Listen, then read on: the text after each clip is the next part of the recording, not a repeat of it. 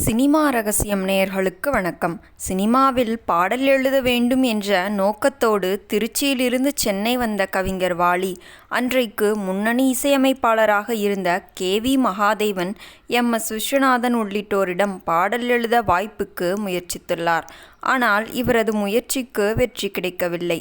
ஆனாலும் தனது முயற்சியை தொடர்ந்து கொண்டேதான் இருந்திருக்கிறார். ஒரு கட்டத்தில் சோர்வடைந்து விட்டார்.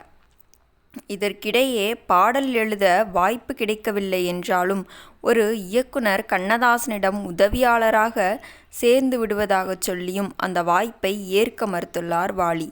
இவர் வாய்ப்பு தேடி அலைந்து கொண்டிருந்த காலகட்டத்தில் இவருக்கு உறுதுணையாக இருந்தவர் நடிகர் கோபாலகிருஷ்ணன்.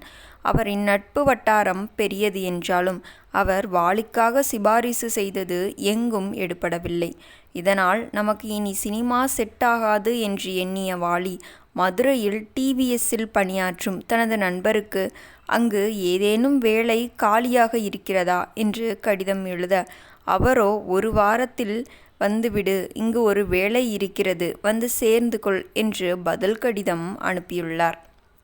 இந்த கடிதத்தை பெற்ற வாலி அடுத்த நிமிடம் மதுரைக்கு செல்வதற்காக பெட்டி படுக்கையெல்லாம் தயார் செய்து சென்னையை காலி செய்ய முடிவு செய்துள்ளார்.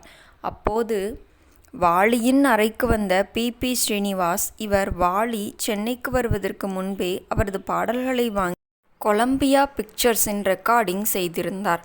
வாலி வறுமையின் உச்சத்தில் இருந்தபோது அவருக்கு பலமுறை உதவியும் செய்துள்ளார்.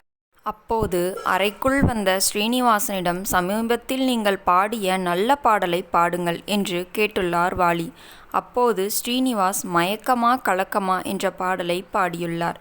இந்த பாடலை கேட்ட வாலி தான் மதுரைக்கு போக வேண்டும் என்ற எண்ணத்தை அடியோடு மாற்றிக்கொண்டார். ஒரு சினிமா பாட்டு என் திசையை மாற்றி எதிர்காலத்தை நிர்ணயித்தது.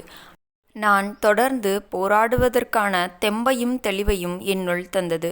எனக்கு உயிர் பிச்சை கொடுத்து என்னை புது மனிதனாக மாற்றியது என்று வாலி நானும் இந்த நூற்றாண்டும் என்ற நூலில் குறிப்பிட்டுள்ளார். 1962ஆம் ஆண்டு கண்ணதாசன் தயாரித்த சுமைதாங்கி என்ற படத்தில் இடம்பெற்ற இந்த பாடலை கண்ணதாசன் எழுதியிருந்தார். இந்த பாடலை பாடகர் PP ஸ்ரீனிவாஸ் பாடியிருந்தார். கண்ணதாசனின் இந்த பாடல் தனக்கு கீத உபதேசமாக அமைந்தது என்று குறிப்பிட்டுள்ளார். தமிழ் சினிமாவில் இன்று பலராலும் போற்றப்படும் முக்கிய கலைஞர்கள் பலரும் தங்களது முதல் சினிமா வாய்ப்புக்காக பல தடங்களையும் அவமானங்களையும் கடந்து வந்தவர்கள்தான். நேயர்களே, இந்த வீடியோ உங்களுக்கு பிடித்திருந்தால் வீடியோவிற்கு ஒரு லைக் கொடுத்துவிட்டு நமது சினிமா ரகசியம் சேனலையும் சப்ஸ்கிரைப் செய்து கொள்ளுங்கள். மீண்டும் இது போன்ற சினிமா தகவல்களுடன் நாளை சந்திக்கிறேன். நன்றி, வணக்கம்.